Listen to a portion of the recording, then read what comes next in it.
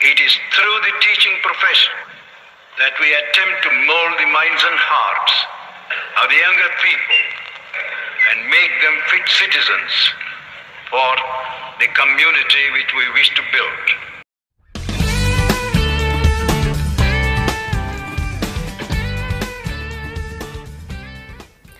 Hello viewers, आज हम teachers day celebrate कर रहे हैं। Happy teachers day and salute to teachers. India में 5 सितंबर टीचर्स डे के तौर पर मनाया जाता है।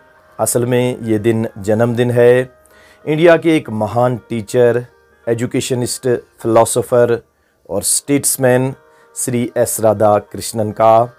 श्री एस राधा कृष्णन को इंडिया के पहले वाइस प्रेसिडेंट और बाद में इंडिया के प्रेसिडेंट के तौर पर भी सर्व करने का मौका मिला। और जब उनसे अप्रोच किया गया उनके बर्थडे को सेलिब्रेट करने के हवाले से, तो उन्होंने मशवरा दिया कि उनके बर्थडे को एज टीचर्स डे मनाया जाए। और तब से 5 सितंबर को एज टीचर्स डे मनाया जाना शुरू हुआ। इससे अंदाज़ा हो सकता है कि ये महान हस्ती किस कदर इश्क रखती थी, लगाव रखती थी, मोहब्बत रखती थी टीचिंग के प्रोफेशन के साथ। तो आज के दिन हम इस महान हस्ती को भी याद करते हैं और इस महान पेशे को भी याद करते हैं। लास्ट ईयर के टीचर्स डे के मौके पर मैंने आपके साथ लेस ब्राउन की स्टोरी शेयर की थी कि किस तरह से लेस ब्राउन, जिनको स्कूल में एक नाकारा तालिब इल्म के तौर पर ट्रीट किया जाता था, किस तरह से उनकी लाइफ में एक पैराडाइम शिफ्ट आया। एक टीचर की पैटिंग ने, हौसला अफजाई ने किस तरह से लेस ब्राउन को ट्रांसफॉर्म किया। और आज लेस ब्राउन को हम एक सक्सेसफुल इंटरनेशनल मोटिवेशनल स्पीकर के तौर पर जानते हैं। और लाखों की तादाद में लेस ब्राउन ने आज तक लोगों की लाइफ को ट्रांसफॉर्म किया है और उनकी सक्सेस के पीछे उनके टीचर्स का रोल रहा है। आज के इस टीचर्स डे के मौके पर भी मैं आपके साथ एक छोटी सी स्टोरी शेयर करना चाहता हूँ, बिकॉज़ आई नो कि ह्यूमंस स्टोरी सुनना पसंद करते हैं, स्टोरीज़ को लाइक करते हैं, क्योंकि स्टोरीज़ उनके दिल को छू जाती हैं और उनको बहुत ज़बरदस्त लर्निंग देकर चली जाती हैं। कहा जाता है कि एक वक्त एक बादशाह था और बादशाह के पास एक बड़ा एम्पायर था। उसके पास बहुत सारी मालो दौलत थी। बादशाह पढ़ने लिखने का शौकीन था, पढ़ना लिखना चाहता था। इसके लिए उसने अपने दरबारियों से कहा कि उसके एम्पायर में से जो सबसे ज़्यादा अच्छा टीचर होगा, सबसे ज़्यादा बेस्ट जो टीचर होगा, उस टीचर को लाया जाए ताकि मैं उस टीचर से लर्निंग हासिल करूं, उस टीचर से पढ़ूं, वो टीचर मुझे पढ़ाए। तो दरबारियों ने सारे एम्पायर में ढूंढा और उन्होंने एक बेस्ट टीचर निकाला और वो बेस्ट टीचर को लेकर आए।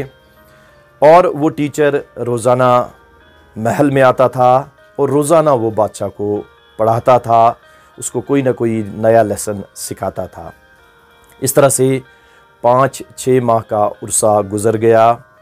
लेकिन बादशाह को 6 माह के बाद ये एहसास हुआ कि वो तो एक बेस्ट टीचर से पढ़ रहा है, लेकिन उसकी पढ़ाई में ज़्यादा इम्प्रूवमेंट नहीं हो रही है, वो ज़्यादा लर्निंग को एक्सपीरियंस नहीं कर रहा है।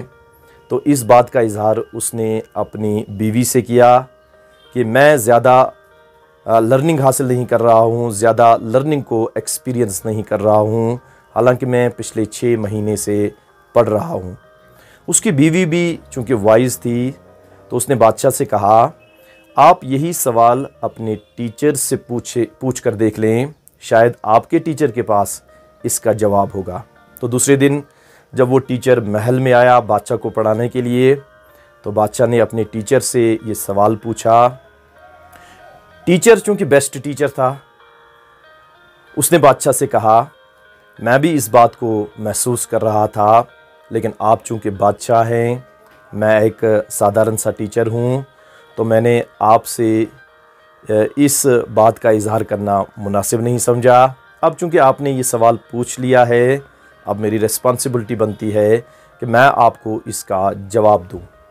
तो टीचर ने बादशाह से कहा, आप ज़्यादा इसलिए नहीं सीख रहे हैं क्योंकि आप जब भी मेरे पास सीखने के लिए आते हैं तो आप एक बादशाह वाला एटीट्यूड लेकर आते हैं, एक ऊंची जगह बैठते हैं और मैं नीची जगह बैठता हूँ।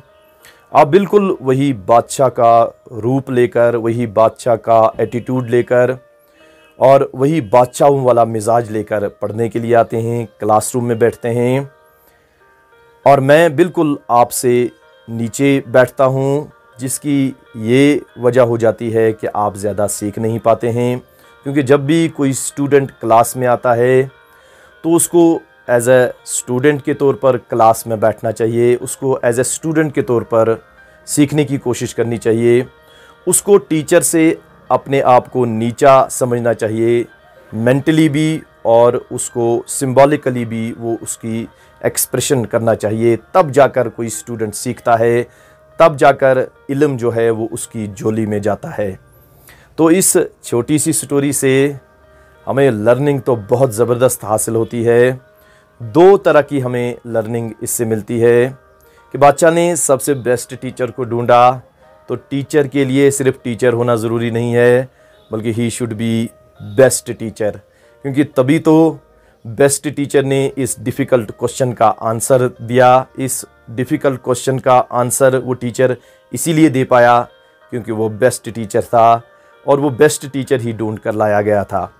ये दर्स है टीचर के लिए कि उसको न सिर्फ टीचर बल्कि बेस्ट टीचर बनने की कोशिश करनी होगी। और स्टूडेंट के लिए इसमें ये लेसन है कि उसको एज ए स्टूडेंट के तौर पर क्लास में जाना है। वो चाहे किसी अमीर बाप का बेटा हो, बहुत दौलतमंद बाप का बेटा हो, लेकिन उसको बिल्कुल इस दौलत और इस अमीरी का जो एटीट्यूड है वो बिल्कुल क्लासरूम से बाहर छोड़ देना है और क्लासरूम में उसे बिल्कुल एक स्टूडेंट की तरह बैठना है। और उसको टीचर को मेंटली भी और सिंबॉलिकली भी एक स्टेटस और एक इज़्ज़त का दर्जा देना है। तब जाकर जो टीचर है वो जो ज्ञान उसको देगा वो उसकी झोली में जाएगा, वो उसके लिए फ़ायदेमंद होगा। अगर वो अपनी मेंटलिटी को छोड़ता नहीं है, अमीरों वाली मेंटलिटी को या दौलतमंद या ज़मींदाराना वो मेंटलिटी लेकर क्लासरूम में आता है, तो उसके हाथ कुछ नहीं आने वाला है।